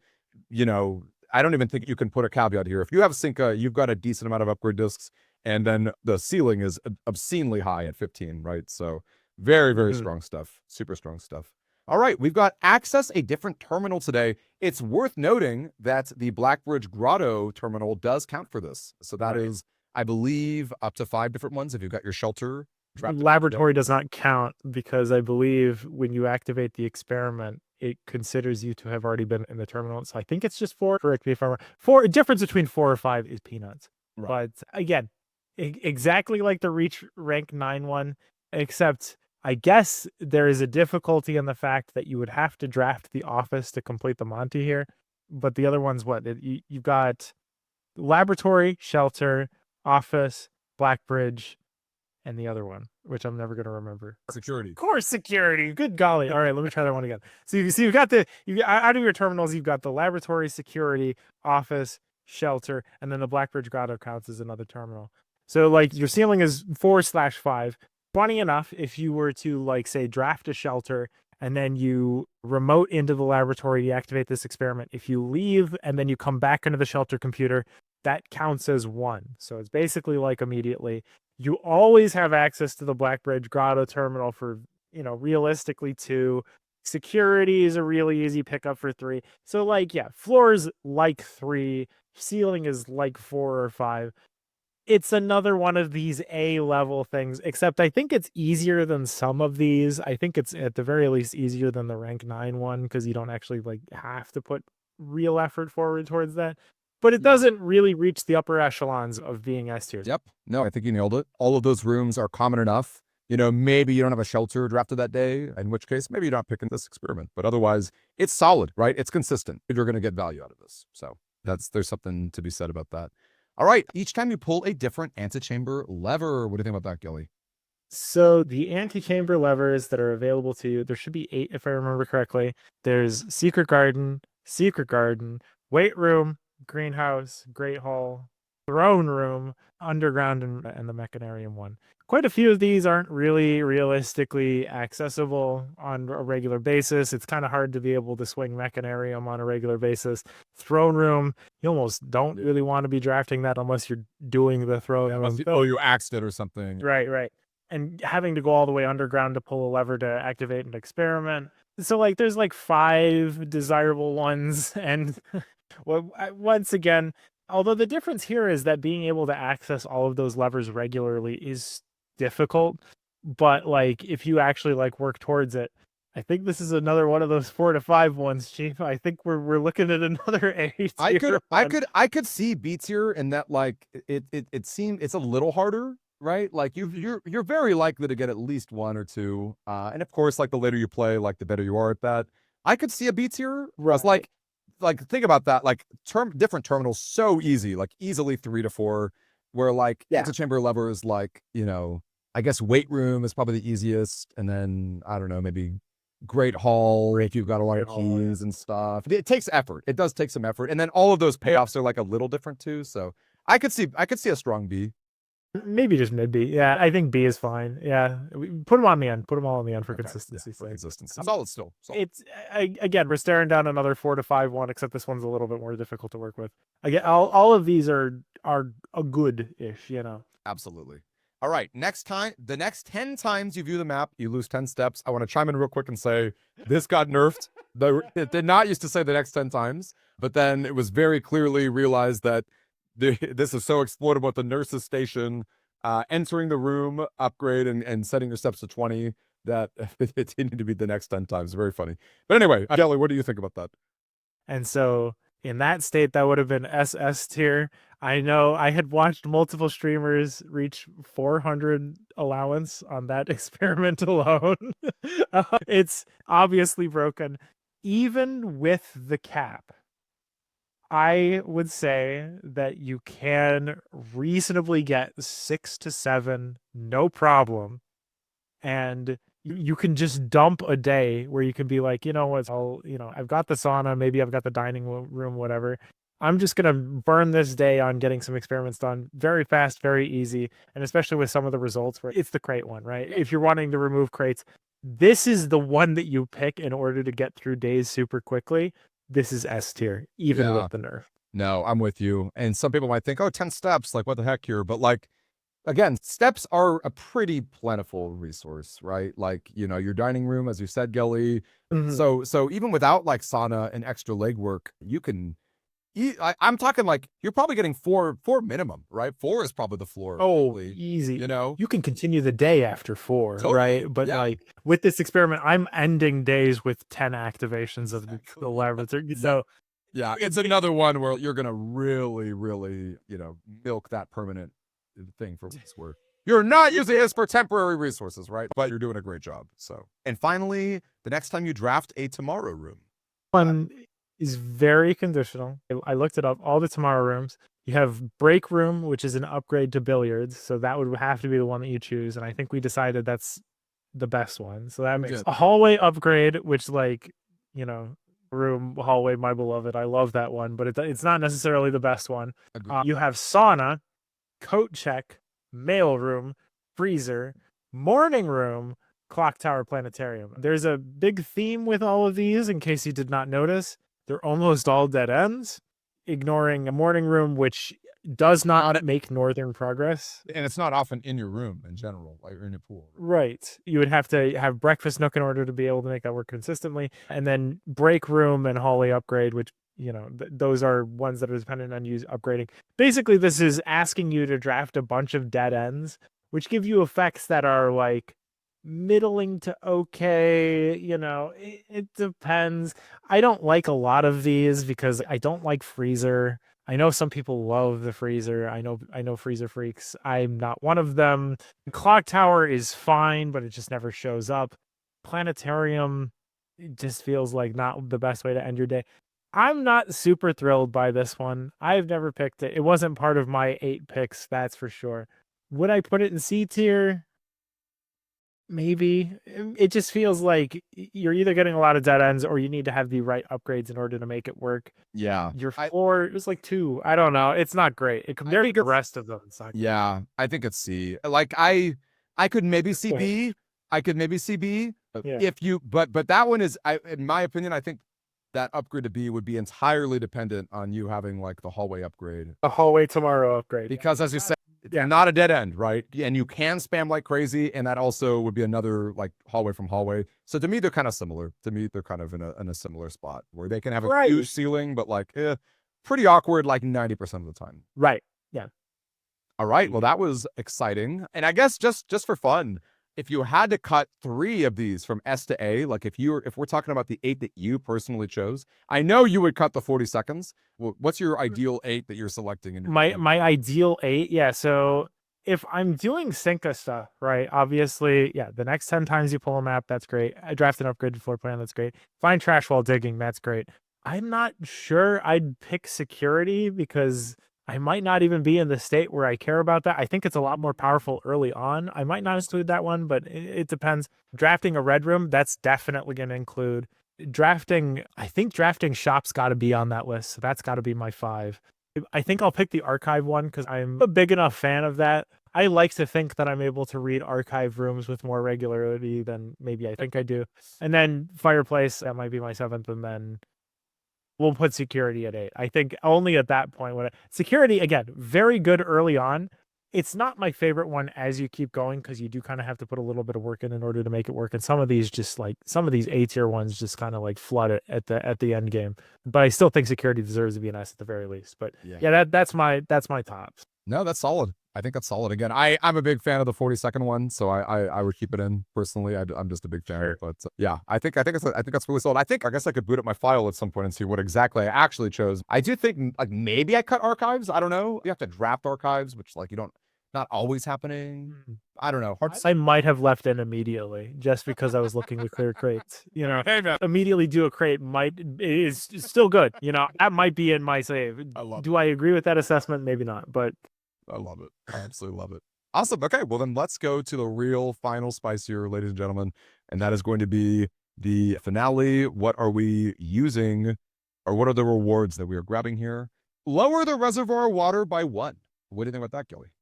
This one's fun. This is another one that got patched. It used to be that it was unconditionally lower reservoir water by 1, and you could put yourself in the position where you would have no more water. They have changed it to where if the reservoir is empty, the condition changes to raise the reservoir level by 1. Being able to remove water without having to access the pump room is genuinely sick. However, I don't really know how often I'm moving water around to make this worth its while. I think this, I guess, offsets you not being able to power the pump room, which I can understand is definitely an annoying condition to be able to hit. But if you've powered the pump room once, I think that more than makes up for the difference on everything else. Because if you look at the water levels for everything, right?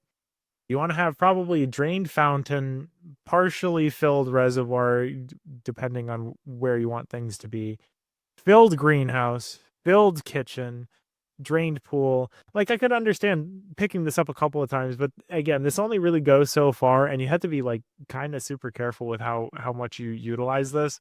I don't know. I'd put this in B tier. I could see uses for it. I just decided to use the pump room instead. Well, I'll say this. I think if you're done with the reservoir puzzles, like if you've done all the stuff that you really need to from there, I think an interesting component with this is that you can have like the sort of quote unquote optimal water level at all times, right? You can have your kitchen that's full, your greenhouse that's full, your pool that's empty for your swim trunks. So I think it's pretty interesting for that reason alone.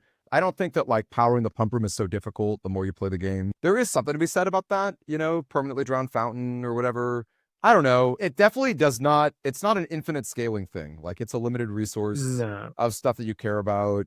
And then you do have to be really careful that like you're done with all the stuff you care about. Otherwise it gets annoying to like redo. So I don't know. B tier is probably fine. I think that's a pretty good spot. Yeah.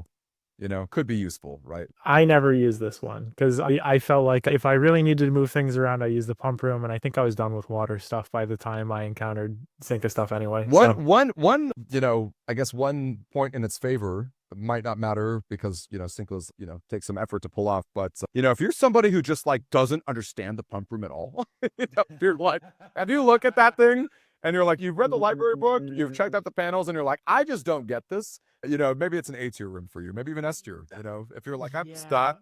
I mean, it's not that hard. If you have to move water around, that only gets you as far as draining the entire reservoir. Imagine having to fill it back up. You still have to work with it, right? Indeed. I think it's totally fine. Totally fine. Yeah. All right. Next up, remove a crate from the tunnel. What do you think about that, Kelly? This is the one. This is S tier. It's exactly like mailroom. That's all that there is to say. This is the experiment that you want to be triggering all the time. Totally. You know why you're triggering that experiment all the time. There really isn't a lot to be said other than that's the thing that you're working towards. This is the only way to do it. Big agree. All right, next up is stock the pantry with fruit. What do you think about that, Kelly? No. I'm sure someone's had fun with this. Maybe. There's easier ways to get infinite steps than each time you eat an apple, stock the pantry with fruit. I'm not. This is funny, maybe to pull off once, but I've never looked at it and went, "Yeah, I'm gonna spend a day stocking the pantry with fruit, dude." You know, like, nah. D tier. I've never done it. To be fair, I will say never done it. Maybe there's something special to it. I also have never done it. So like it could be a comical amount of fruit, but even then it's like, is a comical amount of fruit like ever really like, I think I just want to set my steps to 40, right? Like, you know, like I think practical purposes, yeah. Right. I mean, obviously you can go beyond 40 with the fruit stuff. So it is stronger in a way, but is it that much stronger? You have to be in the pantry. Yeah. Have to be in the pantry. This just makes your steps 40, right? It's a bit janky in that way. It's interesting though. I guess this is just speculation. Stocking the pantry with fruit is so powerful that it couldn't be a regular experiment. Is it game breaking to fill your pantry with fruit? Now I gotta find out. You know, maybe we're prepared to make this tier list just for stop pantry with fruit. No, we're just haters, I guess. We're just haters, but like it's interesting to think about that was like a design choice. So I guess boot up my casual save now. Just test how blessed it is. I mean, it is funny. It is funny to consider that like set steps to 40 S, stock pantry to fruit, like D, like that is there is a like they are kind of similar. So it's like There's a So- wide chasm between the two, you know. Just 'cause the Setting your outcome steps is to one. 40. Like if you immediately stock the pantry with fruit, that's not the same thing as immediately set the steps to 40. Are you out of your mind? They're not the same thing. I'm like, it's just kind of funny in a way. Trying Like, your best. I am. appreciate it. There's an upgrade. It's a Cinco. It's Cinco. There's got to be something to this. There's got to be something to this. But I just don't see it, man. I guess for all the salt shaker fans out there, if they're like really excited to squeeze the most mileage out of their salt shakers, maybe that's it. I don't know. It's unfortunate. It's unfortunate, but that is what it is. And if you're in the comments and you're like, I've done some busted stuff with stock to pantry fruit, you need to let us know. I'm gonna pin that. Let us know. I'm gonna pin it. Full stop. So yeah, like give us your best use case here. I'd love to hear it. All right. Next up is unsealing an antechamber door. It's worth noting two things. One, it's totally random and you don't know like what door got unsealed because you don't get the cutscene trigger and it doesn't show you on your blueprint map. And then two, it can actually unseal the north room 46 door, which is kind of interesting. What do you think about that? So this is super funny. My context with this experiment is that for anyone who's done day one runs, you have come to the understanding that usually to open the north door, you have to get underground access. There's a couple ways to do it, whether it's tomb to pull back the minecart. Well, you have to get tomb to pull back minecart, but you have to either get foundation with the basement key or you have to use power hammer to get to the bottom. Realistically, I think if you're looking to get into the antechamber, there's far better ways to do it. The scenario I mentioned is funny. It requires like having 12 different inventory items on day one. And I look forward to seeing the day that someone manages to make it work. It's a fun experiment, I think. I don't think it's a particularly powerful experiment, but it probably does have its niche uses. I like that it exists. That's what I have to say. Yeah, like I don't know that I'm jumping for it. I like that it exists. As you said, it's some fun, memeable challenges are totally a thing, which is quite comical and fun. And then the cool thing is because it's Cinca, you don't even have to add in your pool. Like you can be like, I don't care about this at all. It's not a thing, right? Like it will not show up for me ever because I just don't care about it. And then if you do care about it, like there it is, right? So I think for that reason, I'm happy it exists. I think C is probably fine because it's really funny because to me, like, what would I care about unsealing the antechamber? Ironically, what I would really want is to like, the rank 9 each time you enter a room. I'm like, oh, what a sick combo. But like, that's just the full input output, right? It'd be funny to watch just like the antechamber just totally open up as you're running through. Yeah. But like, that'd be kind of funny. But and I guess I'm glad it exists. But yeah, I don't know. C tier is probably like where it's at because how often are you like, I really need to enter room 46 today? Right. Open up like these rooms on rank 9. Like probably not all that often. But I'm glad it exists. All right. Next up is permanently increasing lockpicking skill. Fun fact: I thought that the existence of your lockpicking skill meant that you would, like Simon, would increase every time you successfully use a lockpick. I guess that's not the case though. I think it is only through this experiment that you get better. That is correct. Yeah. The lockpicking mechanics are involved, and I personally don't understand them super well because this is something that never comes up for me personally. But essentially, the lockpicking skill is a modifier. Simon does not get better through experience. He only gets better through experiments. And pretty much all it does is increases the odds of lockpick hitting as time goes on. Lockpick, for the record, it has pretty disparaging results. Like, the first time that you take an attempt at it, it's like a 50-50 shot on the locked door. And then every time you hit a success, the odds go down precipitously. It makes lockpick a better item, and it is a permanent upgrade, but it's never one that I'm super interested to be hitting in the super late game because I don't think I struggle altogether too much with being able to unlock the further ranks. I think it's fun. As with many of these, success, all of these are fun. I just don't think I'm super compelled by it, and for that reason, C and B. I could be convinced either way, but it's somewhere in there. So, okay, I don't know if I can convince you to A because that's where I'm at. The only reason is because it is permanent, which I'm always going to be favored towards. There's so many days where you don't see the remove a crate. Here's my B tier. Here's something that I'm less excited about, but is going to make something permanent for me. I am with you. The keys become trivial. You could have a master key. You could consistently pull off your lab experiments. I was like, my eyes light up. I see the word permanent. And I'm like, let's go. Like, let's go there. I can, and I think this is funny too. I don't know how accurate this was, but I remember talking about it with chat once on a stream. And they're like, did you know it's like 0.5% or something? It's a pretty negligible amount. It's not even like huge leap in terms of your lockpicking skills, which it could be totally wrong. You know, I'm not a data miner. I don't know the full shebang there, but it might not even be really that worth it at the end of the day. It's a pretty trivial consolation prize, depending how much better you get. Mechanics. I will double check this real quick. Your lockpicking skill can go up to 81. Okay. So that tells you the different striations that exist.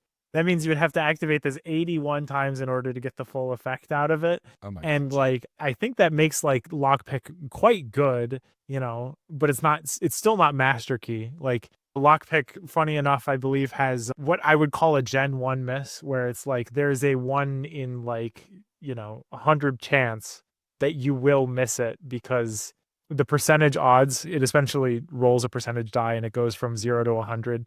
And if it hits a certain number, then, you know, it succeeds, right? Well, it can still roll 100, and 100 is out of bounds. So like, it will never, there's always a chance that you'll miss. So it's never exactly master key, goofy enough. But in order to get to that level, at the very least, you'd have to activate this experiment like 81 times. And That's insane. It's very incidental. Again, it's fun. Do I really want to put in the effort on a casual save to get maximum lockpicking skill? Probably not. No. Probably not. I will say this, even with it B tier, I mean, obviously it's currently in my pool because I was pushing for A. I may end up removing it as a result. Look at me, I'm learning from tier lists, you know. I love having Gelly on. I do like the sort of like, you know, Alexa play Despacito level of like consolation prize that this can give you, but like it's certainly not. It's nothing great. So yeah, I think B tier is fair. I think B tier is cool. So. Anyway, good stuff. Okay. You could lump it personally, and I do. Perfect. You nailed it. You put it. You gave me the exact words I needed to say. You can like something that's bad, absolutely, and I do. You have permission. Yeah. Thank you, Gelly. Appreciate it. All right. Next up, we've got gain 1 key for every 30 steps you have. What do you think about that, Gelly? So we've got to compare this to gain 1 key for every 2 hallways you have on the manor. Very rarely do I have above 60 steps, right? So I think it's on par, or it's just on par with gain 1 key for every 2 hallways, with like the added downside that like there's a regular amount that I'm under 30 steps. So it's going to be worse than the gain 1 key for every 2 hallways, but it's not like super distinguishable. And I don't see like a universe where you're going to have a lot of steps, but you're not drafting that many hallways. I think the gain 1 key for every 2 hallways is a clear betterment to it.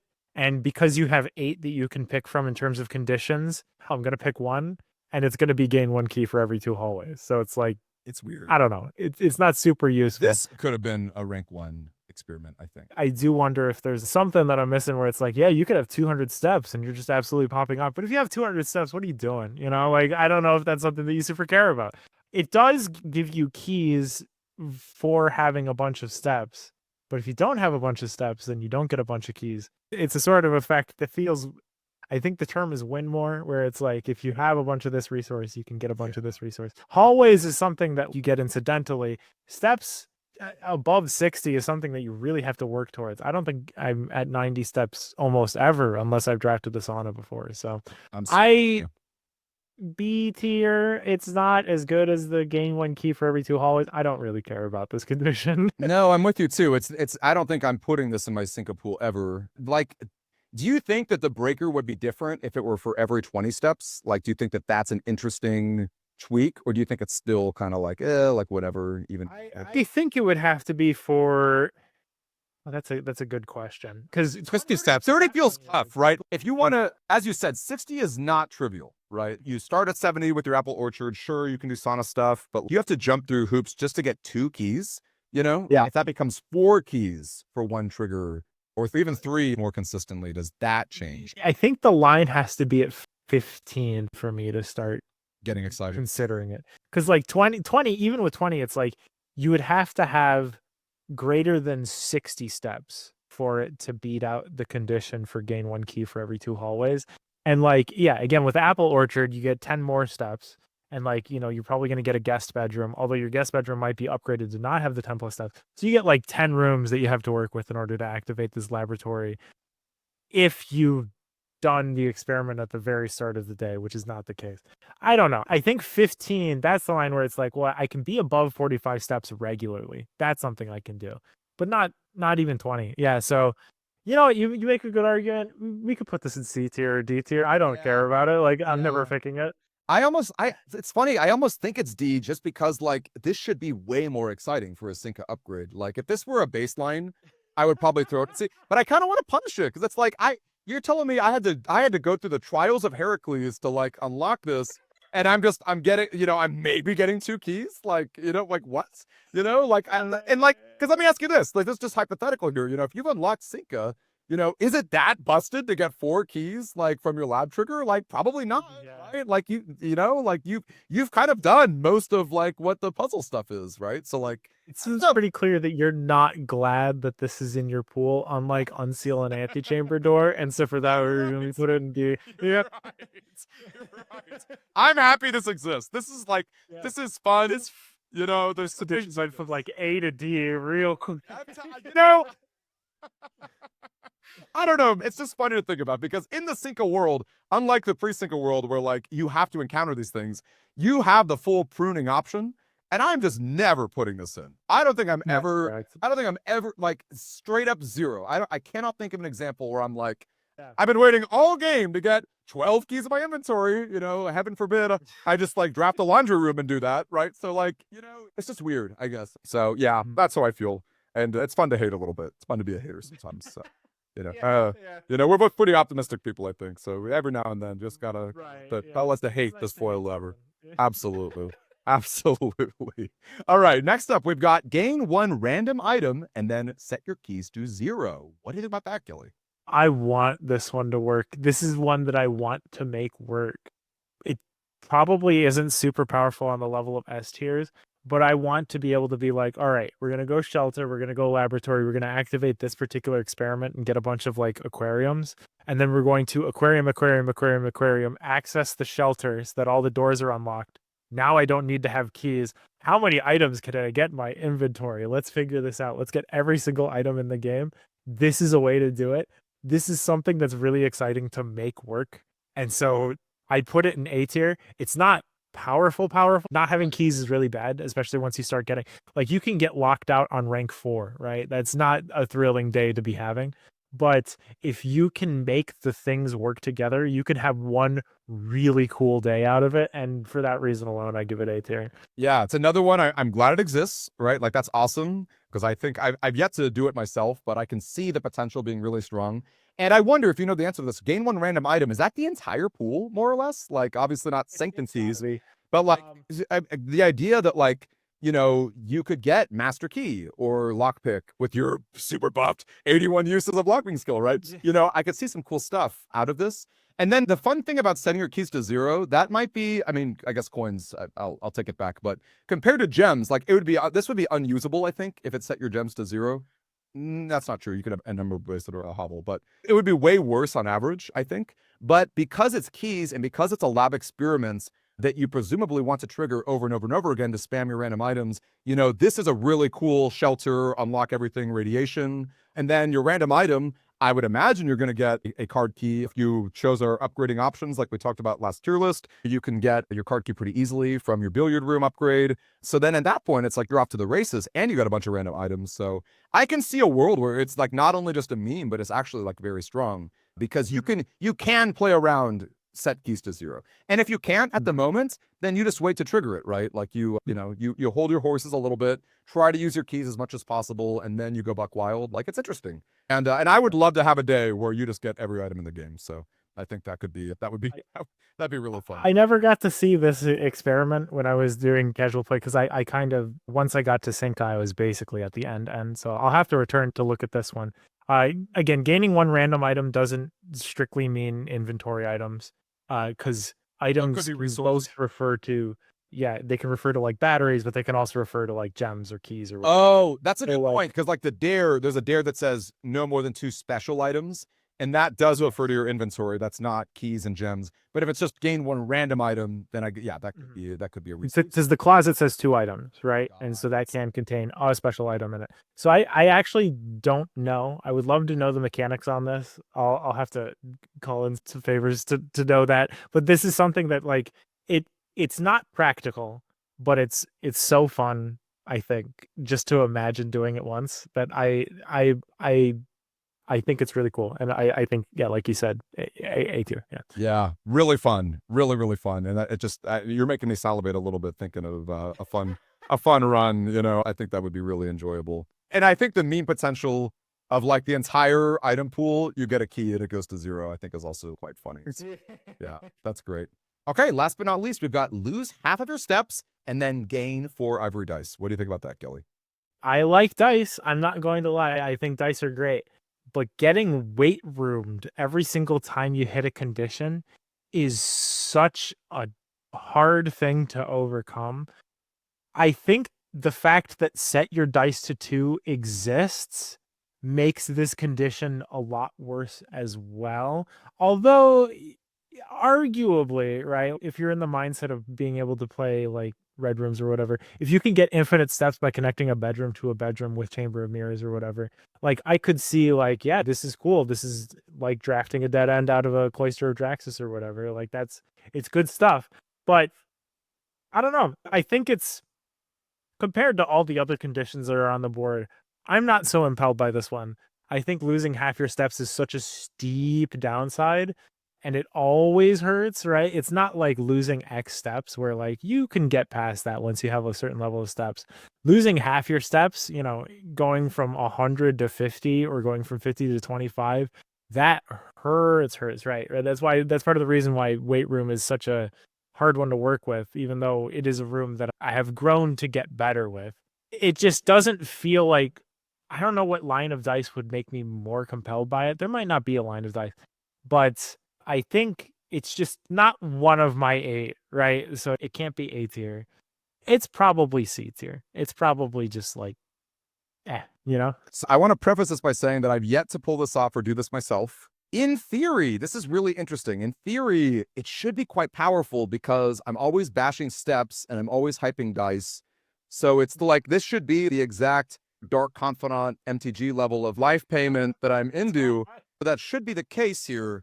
Something's missing. The issue really is that it's having the steps, right? If it was lose 10 steps, gain 4 dice, that's it, right? Like that's the sort of thing. But it's half, right? Which means on average, you're losing 25, 30 or whatever. Get your love of the Punisher type Rakdos effects or whatever. I think this is a little too steep.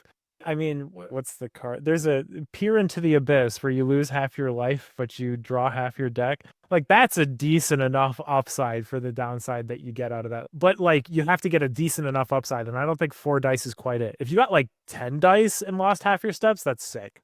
Sign me up. But I don't think 4 is quite there yet. So, in any case, I think it's just not good enough to be in my 8, and so I don't really have to care about it. Yeah. I wish that I played with it more and I could speak personally on the experience of it, because I really want to love this room. I like having step payoffs. I feel like, especially later games, steps are so trivial. You can do most things you want to do pretty easily. So I really like the idea of it.